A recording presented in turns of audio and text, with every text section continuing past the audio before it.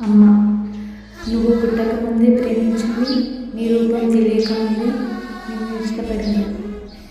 నువ్వు కన్న కలలని, నీ కలలు అంటే ఏమిటో తెలియనప్పుడు నీ గురించి ఎన్నో కలలు కలదు. ఎన్నోసార్లు కోపగించావు, ఎన్నోసార్లు విసిగించావు, ఎన్నోసార్లు భయపెట్టావు. అయినా నీ చిన్న నవ్వు చూసి అన్నీ మర్చిపోయి నిన్ను లాలించింది. నిన్ను నవ్వించడానికి జోకర్ అయింది, నిన్ను ఆడించడానికి ప్లేయర్ అయింది, నిన్ను పడుకోబెట్టడానికి పాడే పాట అయింది. అంతెందుకు, ఏమీ చదువుకోలేని అమ్మ నీకు అనారోగ్యం వస్తే డాక్టర్ కూడా అయింది.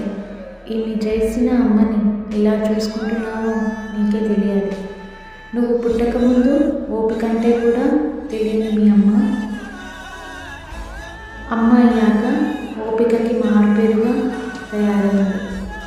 నువ్వు పెద్దయ్యాక ఎవరింటికి పంపదు, చుట్టాలింటికి పంపదు, ఇంట్లోనే ఉండమంటుంది.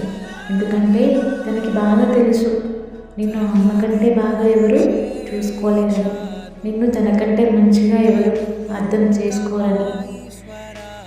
చిన్న ఇంజెక్షన్కే భయపడే మీ అమ్మ నీ డెలివరీ టైంలో భరించినంత బాధ, అయోమయం, గందరగోళం, అతి బాధాకరమైన భయంకరమైన పురిటి నొప్పులతో నిన్ను బయటికి తీసుకొస్తుంది.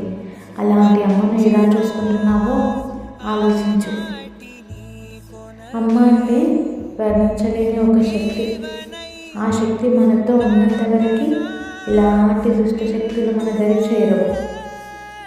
అందుకే అమ్మ ఉన్నప్పుడే తనని గౌరవించండి.